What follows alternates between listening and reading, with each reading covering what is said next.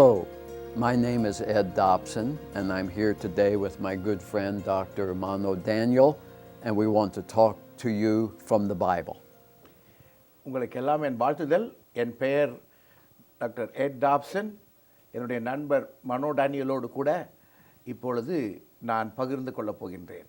And today we want to look at a story that occurred in the life of Jesus. இன்றைக்கு நாம் இயேசு கிறிஸ்துவினுடைய வாழ்க்கையிலே நடந்த ஒரு சம்பவத்தை குறித்து பார்க்க போகின்றோம். And it occurred at a very strategic time in Jesus' life. ஒரு முக்கியமான தருணத்திலே இயேசு கிறிஸ்துவினுடைய வாழ்க்கையிலே இது நடந்தது. Mano, it actually happened right before Palm Sunday. அந்த குருத்தோலை ஞாயிறுக்கு முன்பாக நடந்தது இது.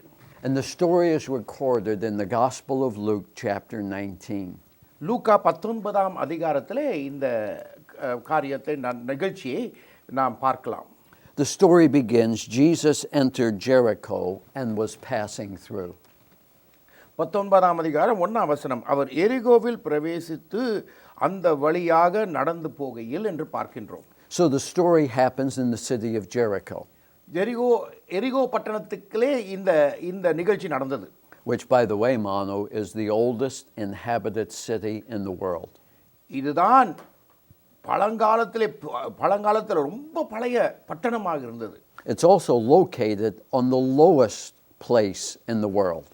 இது கடல் மட்டத்திற்கு கீழே ஆழத்தில் அதிகமான ஆழத்தில் இருப்பது தான் அந்த பட்டணம், கடல் மட்டத்திற்கு கீழே. So Jesus enters the city and he's passing through. இயேசு கிறிஸ்து அந்த பட்டணத்தில் பிரவேசித்து அங்கு கடந்து செல்கின்றவராக இருக்கின்றார். So Mano, the question is, where is he going if he's passing through? அவர் எரிகோ பட்டணம் அல்ல, அதை கடந்து செல்லுகிறார், எங்க போகிறார்? அதுதான் கேள்வி. And the answer is he's on his way to Jerusalem. பதில் என்னவென்றால் எருசலேமுக்கு போகின்றார். Notice in chapter 18 verses 31 to 33, he's explained what's going to happen in Jerusalem. லூக்கா 18ஆம் அதிகாரம் 31லிருந்து 33 வசனங்களை வாசிக்க கேட்போம். Jesus took the 12 aside and told them, "We are going up to Jerusalem, and everything that is written by the prophets about the Son of Man will be fulfilled. He will be handed over to the Gentiles. They will mock him, insult him, spit on him, flog him, and kill him. On the third day, he will rise again." நீங்கள் பார்ப்பீங்க 31லிருந்து வாசிக்க கேட்போம். 18ஆம் அதிகாரம் லூக்கா 18ஆம் அதிகாரம் 31லிருந்து. பின்பு அவர் 12 தம்மிடத்தில் அழைத்து, இதோ எருசலேமுக்கு போகின்றோம், மனுஷகுமாரனை குறித்து தீர்க்கதரிசிகளால் எழுதப்பட்டவைகள் எல்லாம் நிறைவேறும். எப்படியெனில் அவர் புறஜாதியாரிடத்தில் ஒப்புவிக்கப்பட்டு பரியாசமும் நிந்தையும் அடைந்து துப்பப்படுவார். அவரை வாரநாள் அடித்து கொலை செய்வார்கள். 3ஆம் நாளிலே அவர் உயிரோடே எழுந்திருப்பார் என்றார். And the disciples did not understand what he was saying. இவ்வளவு முக்கியமான காரியத்தை இயேசு கிறிஸ்து சொல்றாரு, ஆனால் சீடர்களுக்கு அது ஒன்றுமே கொஞ்சம் கூட புரியல. But Jesus knew what would happen in Jerusalem. ஆனால் இயேசு கிறிஸ்துவுக்கு தெரியும் எருசலேமில் என்ன நடக்க போகுது. And so he's passing through Jericho on his way to Jerusalem where he will suffer. எருசலேமுக்கு போகின்ற வழியிலே அவர் எரிகோவுக்கு வழியாக போகின்றார். ஆனால் அவருடைய எல்லை எருசலேமா இருக்கிறது, அங்கு அவர் பாடுபட போகின்றார். And Mano, what's fascinating to me is even though he knows he's going to Jerusalem to suffer and die, he still has time for a man in Jericho.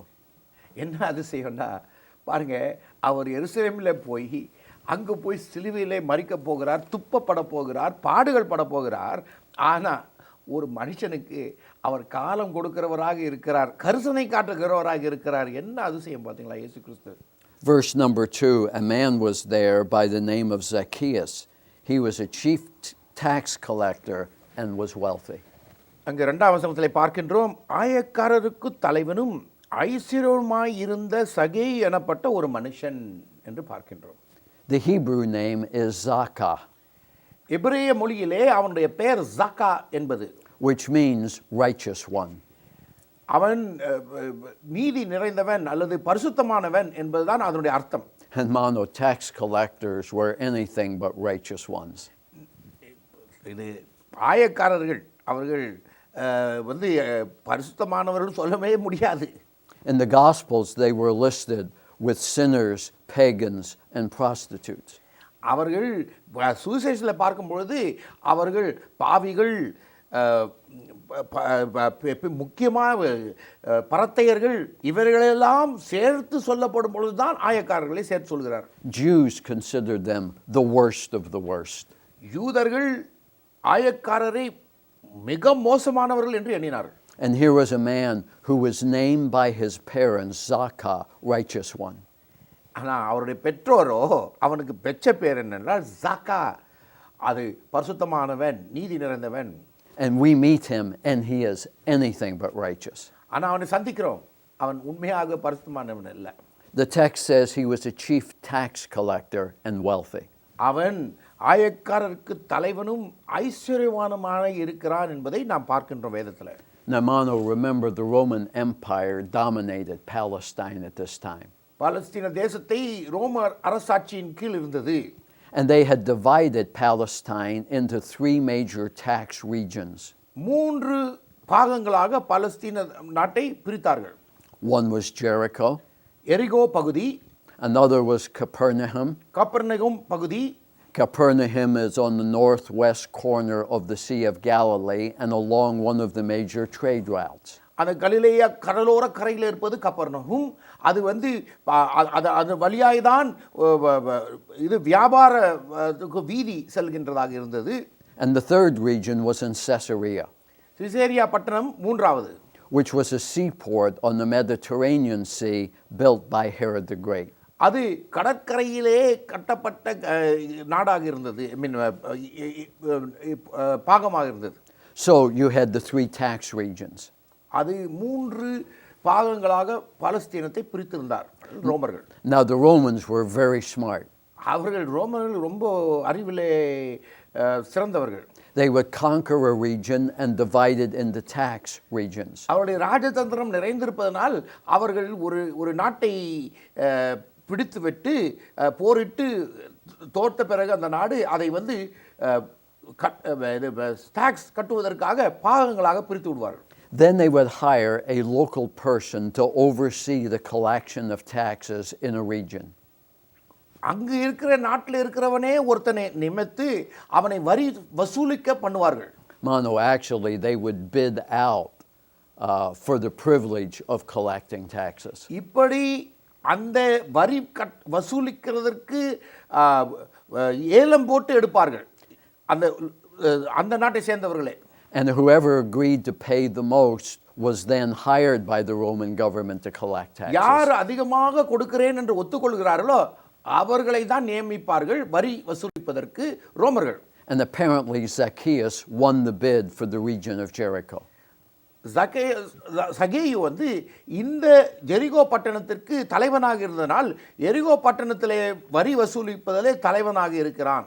He was responsible for collecting taxes in the greater Jericho region. அந்த எரிகோ பட்டணத்தை முழுவதுமாக இருக்கிற இடத்திலே அவன் வரி வசூலிக்கும் வேலையை எடுத்திருந்தான். Now the Roman Empire also would decide how much taxes should be collected in a specific region. ரோம அரசு ஒரு இடத்துல இருந்து தனித்தனி ஆளுகள்ல ஒரு இடத்துல எவ்வளவு வரி வசூலிக்க வேண்டும் என்று நிர்ணயிப்பார்கள். And as long as the chief tax collector collected and gave to the Roman government the predetermined amount, everything was okay. அந்த நிர்ணயித்த எண்ணிக்கையை அந்த வரி வசூலிப்பவன் செலுத்திவிட்டால் போதும், அது ரோமர்கள் வேணும் ஒன்று கண்டுக்க மாட்டாங்க. Mano, the Roman government didn't care if you collected additional taxes and kept them for yourself. ரோமருக்கு என்ன, அவங்களுக்கு கொடுக்க வேண்டியதை கொடுத்தா போதும், நீ எவ்வளோ எடுத்துக்கிட்டாலும் பரவாயில்ல. As long as they received what was due, whatever you charged in addition was up to you. அவங்களுக்கு கொடுக்க வேண்டியதை நீ கொடுத்துட்டா போதும், நீ என்ன வேணா வரி வசூலிக்கலாம், எவ்வளோ வேணாலும் வசூலித்து கொள்ளலாம். So tax collectors essentially became very wealthy. இந்த வரி வசூலிப்பவர்கள் பணக்காரர்களாக ஐஸ்வர்யவான்களாகிவிட்டார்கள். ஏனென்றால் அவர்களுக்கு இஷ்டம் போல வரி வசூலித்துக் கொள்வார்கள். And by the way, Jericho was a very rich region. நீங்க பார்த்தா எரிகோ மிகவும் ஐஸ்வர்யமான இடமா இருந்தது. It was known for its palm trees. அங்கு மரங்கள் அதிகமாக இருந்தது. And the dates from those palm trees were sold all over the ancient world. அந்த பழங்கள் உலகத்தில் உள்ள பல இடங்களிலே விற்கப்பட்டது. It was also known for its balsam trees. அந்த பேரிச்ச பழங்கள் உலகம் முழுவதும் வெட்டுவது அப்புறம் இன்னொரு பூக்கள் நிறைந்த இடமாகவும் இருந்தது. And the gum from the balsam tree was exported all over the world for medical purposes. அந்த மரத்திலிருந்து வருகின்ற அந்த பிசினானது உலகம் முழுவதுமாக அதை கொடுக்கிற வியாபாரத்திற்கு அனுப்பப்படுகிறதாக இருந்தது. Jericho was also along a major trade route. அந்த எரிகோ பட்டணம் வந்து ஒரு பெரிய வீதி, அது வந்து வியாபாரத்திற்கு உரிய வீதியாக இருந்தது. Josephus, the Jewish historian, called it a divine region, the fattest in all of Palestine. ஜோசிஃபஸ் என்பவர் அது வந்து ஒரு நல்ல ஒரு செழிப்பு நிறைந்த இடம், அது வந்து பலஸ்தீனத்திலேயே பெரிய ஸ்தானம் வகித்த இடமாக இருக்கிறது என்று சொல்கிறார். So we're introduced to Zacchaeus, the chief tax collector for the region of Jericho. இப்படிப்பட்ட செழிப்பான மேன்மை பொருந்திய இடமாகிய எரிகோ பட்டணத்திற்கு வரி வசூலிப்பவர்களுக்கெல்லாம் தலைவனாக இருக்கிறான் சகேயு என்று நாம் அறிமுகப்படுத்துகிறார். And the text says he was wealthy.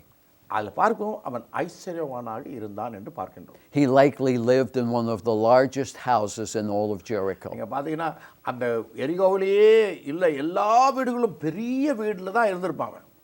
Verse 3 of the story tells us he wanted to see who Jesus was, but being a short man, he could not because of the crowd.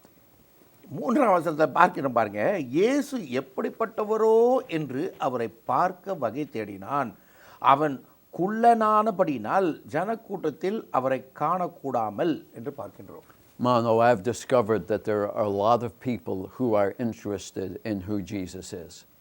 நீங்க பாருங்க, அதிகமான பேர் இயேசு கிறிஸ்துவை குறித்து அறிய வேண்டும் என்று விரும்புகிறார்கள். And they're not religious people. அவங்க முக்கியமா வந்து ஒரு பெரிய ஆவிக்குரியவர்கள் அல்ல. They don't go to church. அவங்க சபை கூட போறதில்லை. They don't read the Bible. வேதத்தையும் வாசிக்கிறது இல்லை. Some of them are anti-religious. சிலர் வந்து வேதத்தை படிக்காத அவர்கள் வந்து இது கடவுளே இல்லை என்று சொல்வார்கள். But they're interested in Jesus. ஆனா இயேசு கிறிஸ்து மேல அவங்களுக்கு யார் இவர் என்பதை அறிந்து கொள்ள பார்க்கிறார். This is the story of Zacchaeus. இதுதான் சகேயுவினுடைய கதையும். The chief tax collector, வரி வசூலிப்பவர்களுக்கெல்லாம் தலைவன், who by the way was excommunicated from the synagogue. அவன் வந்து ஆலயத்திற்கு தேவாலயத்துக்கு உள்ள போக முடியாது. He was not allowed to participate in the religious life in Judaism. யூதேய பட்டணத்திலே நடக்கின்ற எல்லா காரியங்களிலும் ஆவிக்குரிய காரியங்கள் அல்லது மதத்திற்குரிய காரியங்களிலே பங்கேற்க முடியாதவன். He was considered the worst of sinners. பாவிகளிலே மோசமான பாவி. But he wanted to see who Jesus was. ஆனா இயேசு யார் என்பதை பார்க்க விரும்பினான். But being a short man, he couldn't because of the crowd. அவன் குள்ளமா இருந்ததுனால ஒரு கூட்டங்கள்ல அவன் அப்படி பார்க்க முடியல. That's one of the reasons, Mano, I like this story. இதனால தான் எனக்கு இந்த கதை ரொம்ப பிடிக்கும். Because I'm pretty short. நான் குள்ளமா இருக்கிறதுனால எனக்கு இந்த கதை ரொம்ப பிடிச்ச கதையா இருக்கு. At least by American standards. அமெரிக்க தேசத்துல பார்த்தா நான் குள்ளம் தான். In Ireland, I'm average. நான் என்னுடைய சொந்த ஊர் வந்து அயர்லாந்து என்ற பட்டணம். அங்க வந்து நான் பரவாயில்ல நடுத்தரமா தான் இருப்பேன். In America, I'm short. ஆனா அமெரிக்கால பார்த்தா எல்லாம் உயரமா இருக்கிறானுங்க. அதனால நான் கொஞ்சம் நடுத்தரமா இல்ல, குள்ளமா இருக்கிறேன். And Zacchaeus was a short man. சகேயு வந்து குள்ளமான மனிதன். So it says in verse 4, he ran ahead and climbed a sycamore tree to see him, since Jesus was coming that way. அங்கு 4ஆம் வசனத்திலே அவர் போகும் வழியில் முன்னாக ஓடி அவரை பார்க்கும்படி ஒரு காட்டத்தி மரத்தில் ஏறினான். One of the characteristics of sycamore trees, Mano, is they have branches that are low to the ground. இந்த மரம், இந்த காட்டத்தி மரத்தினுடைய ஒரு குணாதிசயம் என்னவென்றால் கிளைகள் தரைக்கு ஒட்டி இருக்கும். Well suited to a man short in stature. குள்ளமான மனுஷன் மேல சுலபமாய் ஏறறதுக்கு ஒரு சுலபமா இருக்கிற மரமா இருந்தது. It says in verse 5, when Jesus reached the spot. இயேசு அந்த இடத்தில் வந்தபோது. The Greek word translated spot is topos. இந்த இடம் என்று சொல்லுகிற இடத்துக்கு கிரேக்க மொழியிலே டாபாஸ் என்ற வார்த்தை பயன்படுத்தப்படுகிறது. It's the Greek word from which we get the English word topography. நம்முடைய ஆங்கிலத்தில் டொபாகிராஃபி மேல நோக்கி பார்க்கின்றது என்ற அந்த அந்த வார்த்தை தான் கிரேக்க மொழியிலிருந்து வந்த வார்த்தை. When Jesus reached the topos, the spot where he was, இயேசு அந்த இடத்திற்கு வந்த பொழுது, அந்த டொபாஸ் என்ற இடத்துக்கு வந்த பொழுது, he looked up and said to him, Zacchaeus, come down immediately. I must stay at your house today. இயேசு அந்த இடத்தில் வந்தபோது அண்ணாந்து பார்த்து அவனை கண்டு, சகேவே, நீ சீக்கிரமாய் இறங்கி வா, இன்றைக்கு நான் உன் வீட்டில் தங்க வேண்டும் என்றார். I must stay at your house today. This is what Jesus said. இயேசு கிறிஸ்து சொன்னதென்றால் உன்னுடைய வீட்டிலே நான் இன்று தங்க வேண்டும். In the Greek text, it's very interesting the way this is phrased. கிரேக்க மொழியிலே இது ஒரு ஒரு ரொம்ப நுண்ணிப்பா பார்க்க வேண்டும். Literally translated, it says, for today in your house it is necessary for me to remain. இன்றைக்கு உன் வீட்டிலே நிச்சயமாக தங்க வேண்டும். For today, இன்றைக்கு Jesus says, this is your day, today. இன்றைக்கு, நாளைக்கு இல்லை, இன்றைக்கு இதுதான் உன் நாள். In your house. உன்னுடைய வீட்டில். Now notice, Mano, he does not say, I want to come live in your life or your heart. He says, I want to come live in your house. இயேசு கிறிஸ்து சொல்ல, நான் உன் இதயத்திலே வந்து தங்க வேண்டும், அப்படிலாம் சொல்லல, உன் வீட்டில் வந்து தங்க வேண்டும் என்று சொல்கிறார். That's because Jesus wants to enter in to our lives in such a way as to change everything about us. என்னன்னா சும்மா இருதயத்தில் ஏற்றுக்கிறேன்னு சொல்லிடுறது மட்டும் இல்லை, உன் வீட்டுக்குள்ளேயே வந்து தங்குறேன் என்றால் உன்னை குறித்த அனைத்தையும் நான் மாற்றி அமைக்கப் போகின்றேன், உன்னை குறித்த அனைத்தின் மீதும் நான் கருணை வைத்திருக்கிறேன் என்றுதான் அர்த்தம். Today in your house, it's necessary for me to remain. இன்றைக்கு உன் வீட்டில் தங்க வேண்டும் என்பது முக்கியம். And the verb to remain is the verb meno. தங்க வேண்டும் என்பதற்கு இது கிரேக்க வார்த்தை என்றால் மெனோ என்பது. It means to stay or to remain, to stay put. அதனுடைய அர்த்தம் என்னவென்றால் தரித்திருத்தல் என்பதுதான் அர்த்தம். It's not that you just wanted to go visit his house. சும்மா போய் சந்திச்சிட்டு வர்றது இல்லை. Jesus says, I want to come live in your house. நான் உன் வீட்டில் வந்து வாழ்க்கை நடத்த போகிறேன் என்று சொல்கிறார்.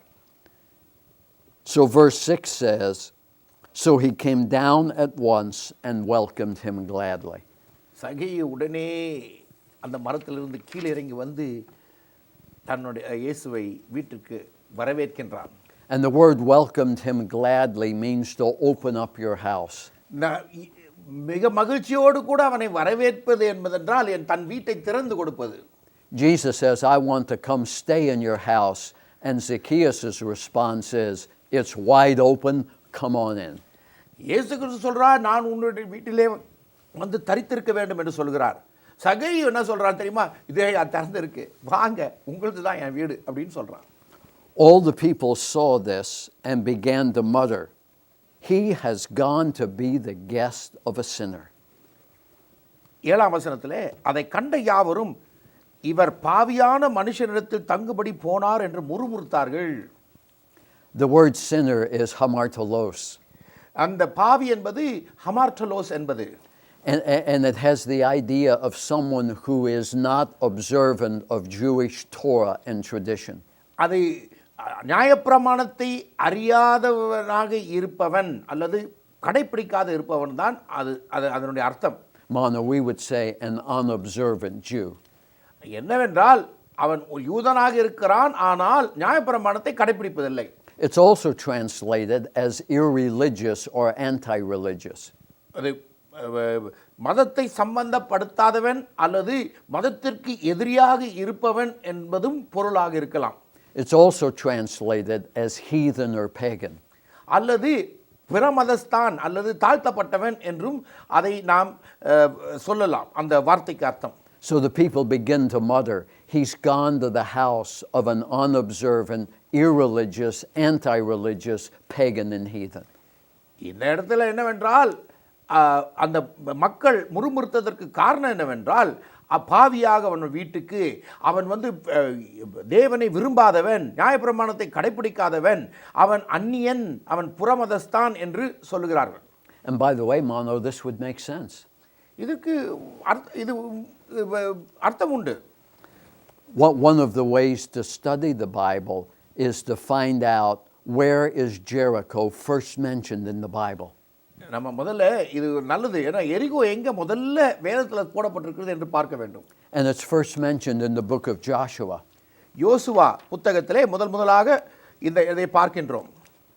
In Joshua chapter 7, the children of Israel have just crossed the Jordan River and they're about to enter the land of Canaan. யோசுவாவிலே நாம் பார்க்கின்றோம், தேவனுடைய பிள்ளைகள் அந்த இதுக்கு போகிறார்கள். அவர்கள் வந்து கடலை கடந்து தேவனுடைய அவர்களுடைய பட்டணத்துக்கு போகிறார்கள். And they now face the city of Jericho. எரிகோ பட்டணத்திற்கு வருகிறார்கள். And God has told them not to take anything out of the city. அந்த பட்டணத்திலிருந்து ஒன்றையும் எடுத்துக்கொள்ளக்கூடாது என்று சொல்கிறார். And in chapter 7, verse 1, it says, "But the Israelites acted unfaithfully in regard to the devoted things. Achan, son of Carmi, the son of Zimri, the son of Zerah, of the tribe of Judah, took some of them, so the Lord's anger burned against Israel." யோசுவா 7ஆம் அதிகாரம் 1ஆம் வசனம், இஸ்ரவேல் புத்திரர் சாபத்தீடானதிலே துரோகம் பண்ணினார்கள். எப்படியெனில் யூதா கோத்திரத்து சோரானுக்குடைய குமாரனாகிய சப்தியின் மகன் கர்மிக்கு பிறந்த ஆகான் என்பவன் சாபத்தீட்டினாதிலே சிலதை எடுத்துக்கொண்டான். ஆகையால் இஸ்ரவேல் புத்திரர் மேல் கர்த்தருடைய கோபம் மூண்டது. So the first mention of Jericho in the Bible is about someone named Achan who steals. முதலிலே எரிகோ பட்டணத்தை குறித்து பேசும் பொழுதே அது என்ன சொல்கிறதா, வேதத்தில் வந்த இடத்துலையே முதல்ல எரிகோ பற்றி பேசின இடத்துலையே என்ன என்றால், ஆகான் என்பவன் அவன் திருடன், அவனை பற்றிய பட்டணம் தான் எரிகோ பட்டணம். Not much different than Zacchaeus, who is stealing from his fellow Jews. அதே இடத்துல பாருங்கள், சகேயுவை பாருங்கள், அவனும் தன்னுடைய யூதர்கள் மத்தியிலே இருந்து வாழ்ந்து கொண்டே தன்னுடைய ஜனங்களிலிருந்து திருடி கொண்டிருக்கிறவனா இருக்கிறான். So what's the end of the story of Achan? ஆகானுடைய அவனுடைய கதை என்ன, அவனுக்கு முடிவு என்ன? Listen to the story in Joshua 7, verse 24 and following. யோசுவா 7ஆம் அதிகாரம் 24 இருந்து பார்ப்போம். Then Joshua, together with all Israel, took Achan son of Zerah, the silver, the robe, the gold wedge, his sons, daughters, his cattle, donkeys, and sheep, his tent, and all that he had to the valley of Achor. Joshua said, "Why have you brought this trouble on us? The Lord will bring trouble on you today." Then all Israel stoned him, and after they had stoned the rest, they burned them. Over Achan they heaped up a large pile of rocks, which remains to this day. Then the Lord turned from his fierce anger. Therefore that place has been called the Valley of Achor ever since. யோசுவா 7ஆம் அதிகாரம் 24 முதல் 26 வசனங்களை வாசிக்க கேட்போம். அப்பொழுது யோசுவாவும் இஸ்ரவேலரும் கூட சேராகின் புத்திரராகிய ஆகானையும் அந்த வெள்ளியையும் சால்வையும் பொன் பாத்திரங்களையும் அவன் குமாரரையும் குமாரத்திகளையும் அவன் மாடுகளையும் கழுதைகளையும் ஆடுகளையும் அவன் கூடாரத்தையும் அவனுக்குள் யாவையும் எடுத்து ஆகார் பள்ளத்தாக்கு கொண்டு போனார்கள். அங்கே யோசுவா, "நீ எங்களை கலங்க பண்ணினதென்ன?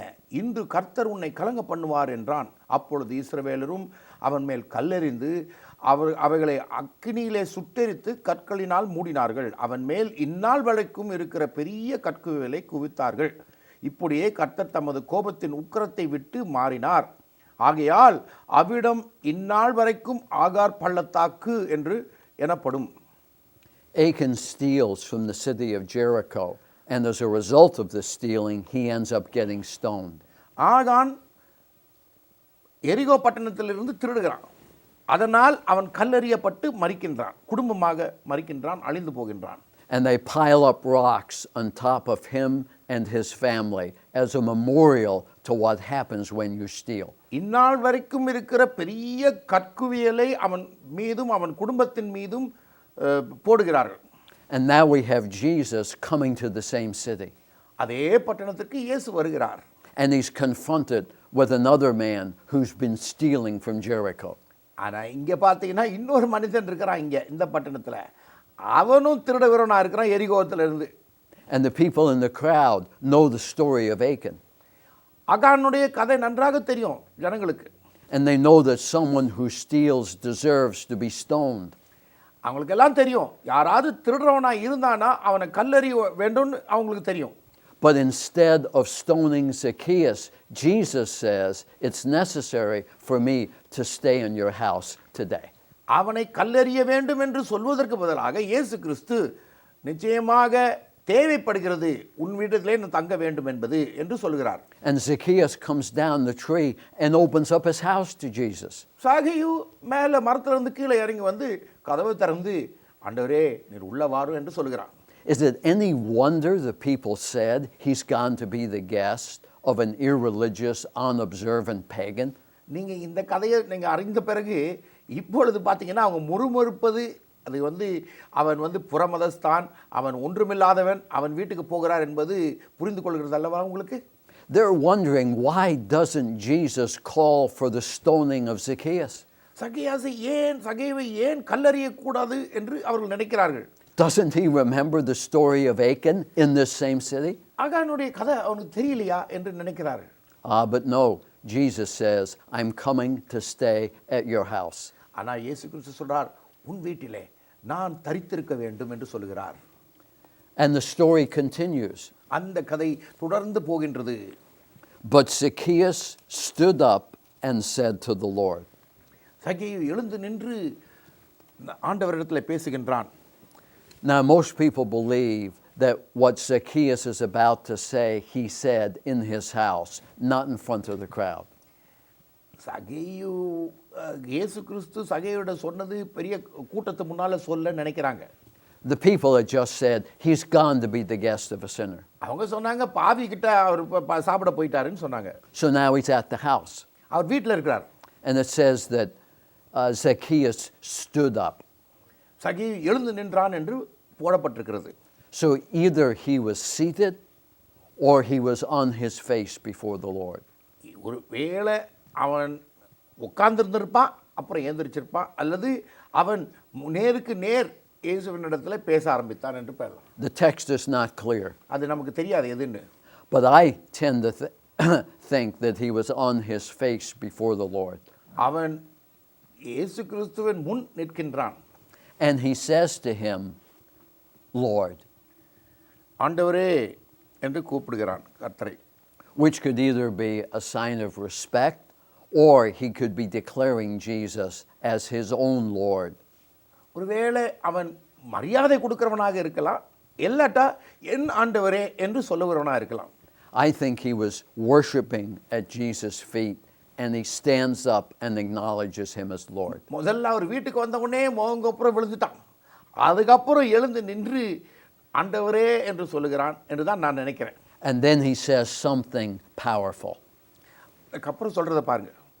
Here and now I give half of my possessions to the poor, and if I have cheated anybody out of anything, I will pay back 4 times the amount. என் ஆஸ்தியில் பாதியை ஏழைகளுக்கு கொடுக்கிறேன். நான் ஒருவிடத்தில் எதையாகிலும் அநியாயமாய் வாங்கினதுண்டானால் 4 அத்தனையாக திரும்பி செலுத்துகிறேன் என்றான். And next time we'll look at these statements in detail. அடுத்த முறை நாம் இதை தொடர்ந்து பார்ப்போம்.